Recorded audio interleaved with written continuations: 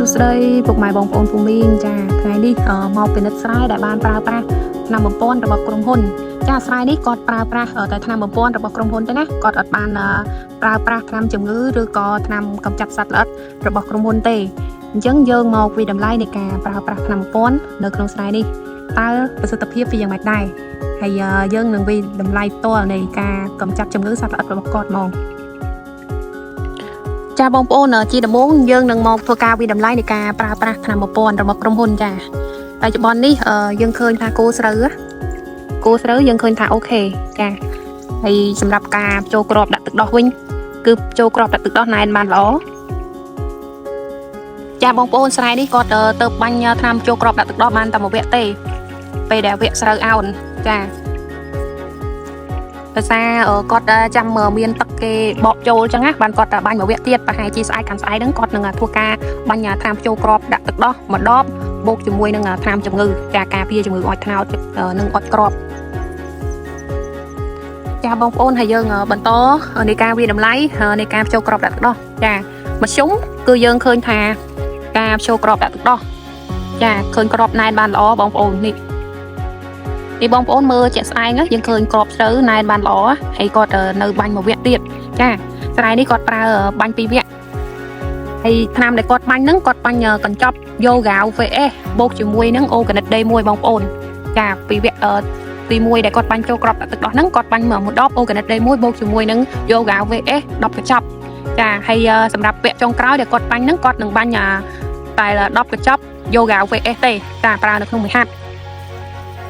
ដោយសារវគ្គចុងក្រោយហ្នឹងគាត់អត់ដាក់ Organic D1 ទេចាដោយសារខ្ញុំណែនាំឲ្យគាត់ប្រើអញ្ចឹងហ្មងកុំឲ្យវាអស់ថ្នាំច្រើនដោយសារនៅក្នុង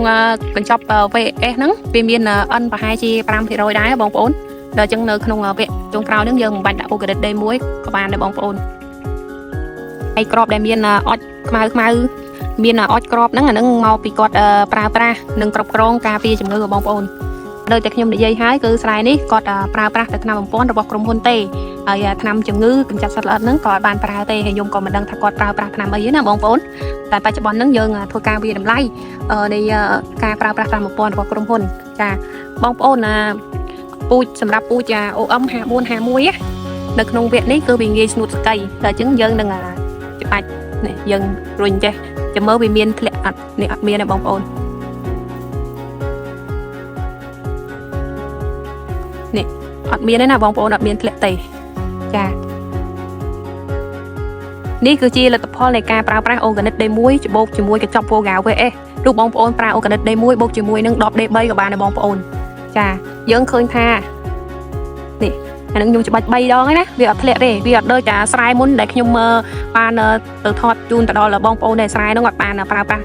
ថ្នាំរបស់ក្រុមហ៊ុនកសិកម្មវិសាងឯងបងប្អូនចាយើងឃើញថាប្រើប្រាស់ Organic D1 បូកជាមួយនឹងថ្នាំបំពន់ចូលក្របដាក់ទឹកដោះរបស់ក្រុមហ៊ុនកសិកម្មវិសាងហ្នឹងគឺវាល្អមែនតើបងប្អូនគឺថាយើងឃើញសកៃបងប្អូននេះសកៃគឺខៀវល្អបងប្អូនវានៅចុងហ្មងបងប្អូននេះសកៃនៅចុងហ្មងគឺខៀវល្អនេះបងប្អូនគឺនៅខៀវល្អនេះគឺជាលទ្ធផលដែលបងប្អូនប្រើប្រាស់ថ្នាំបំពន់សរីរាង្គចាជាប្រភេទជ្រើសរើសថ្នាំបំពន់ចូលក្របដាក់ទឹកដោះនៅប្រើនៅក្នុងវគ្គចូលក្របដាក់ទឹកដោះនឹងត្រូវនៅក្នុងរដូវប្រាំងនេះសម្រាប់ពូជ OM 5451ចា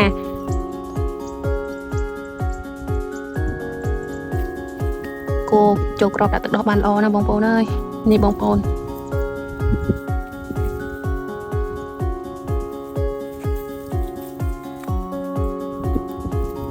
នេះបងប្អូន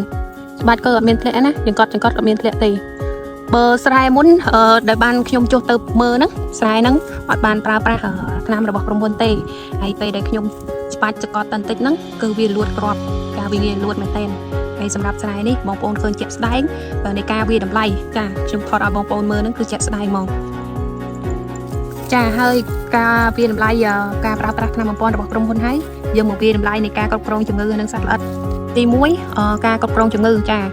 យើងឃើញថាការគ្រប់គ្រងជំងឺរបស់គាត់ក៏មិនទាន់បានល្អប៉ុន្មានដែរពួកអីក៏មានស្នាមអុចនៅលើគូក្របនៅលើក្របនៅលើគូហ្នឹងក៏វាមានច្រើនដែរជាពិសេសស្នាមអុចដោយមានស្រឹងជក់បងប្អូនស្រូវនេះខ្ញុំសង្កេតមើលគឺមានស្រឹងជក់ទឹកដោះមានការវាយលុកចា ចាដោយសារមានស្នាមអុចជាច្រើនដែរបងប្អូនចាសម្រាប់រដូវនេះភាគច្រើនណាបងប្អូនខ្ញុំដើរស្រែច្រើនណាភាគច្រើនខ្ញុំឃើញថាកើតជំងឺអុចខ្នោតគឺច្រើនចាជំងឺអុចស្លឹកជំងឺអុចក្របអុចខ្នោតណាហើយកម្ចាត់ជំងឺហ្នឹងយើងប្រើ Hexaconazole បងប្អូនអ្នកប្រើ Anvin Japavin 110 SC កុំប្រើ50 SC បងប្អូននៅក្នុងរដូវនេះហើយប្រើបងប្អូនដាក់មួយដបកន្លះយើងកម្ចាត់ត្រូវតែដាក់មួយដបកន្លះឡើងពេលយើងបាញ់ការពារដាក់មួយដបក្នុងមួយហាត់ណាបងប្អូនហើយសម្រាប់ស្រឹងក៏ងាយមើលមុខសញ្ញាដែរបងប្អូនគាត់តែឧស្សាហ៍ទៅមើលស្រែពេលល្ងាចស្រឹងវាឧស្សាហ៍ធ្វើការជក់ក្របជក់ទឹកដោះស្រឹងវាធ្វើការជក់ទឹកដោះស្រូវហ្នឹងនៅពេលល្ងាចគឺច្រើនអញ្ចឹងបងប្អូនពេលល្ងាចបងប្អូនឆ្លៀតមកមើលស្រែមកយើងនឹងងាយឃើញស្រឹងជាងចាហើយពេលដែលយើងឃើញហ្នឹងយើងយកថ្នាំមកបាញ់មកបងអញ្ចឹងទេមានបងប្អូនខ្លះនៃវគ្គស្រូវអោហ្នឹងគាត់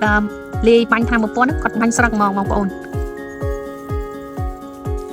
ចាបងប្អូននៅក្នុងរដូវនេះការជ្រើសរើសថ្នាំបំពន់សម្រាប់វគ្គចូលក្របដាក់ទឹកដោះហ្នឹងក៏វាជាវគ្គសំខាន់ដែរណាបងប្អូនចាព្រោះរដូវនេះយើងឃើញថារដូវរាំងស្ងួតចាជារដូវប្រាំងមេឃវាក្តៅខ្លាំងណាបងប្អូនអញ្ចឹងបងប្អូននៅក្នុងវគ្គនេះបងប្អូនគួរតែជ្រើសរើសប្រភេទថ្នាំចូលក្របដាក់ទឹកដោះជាប្រភេទសរីរាង្គណាបងប្អូនចាវាល្អជាងជាប្រភេទផ្សេងចាបងប្អូនការបកស្រាយនិងចែករំលែករបស់ខ្ញុំក៏សូមចប់ត្រឹមនឹងសិនណាបងប្អូនជួបគ្នានៅក្រោយទៀតចាអរគុណបងប្អូនដែលបានចំណាយពេលវេលាតាមដានទស្សនាវីដេអូរបស់ខ្ញុំចាសូមអរគុណសូមជម្រាបលាពុកម៉ែបងប្អូន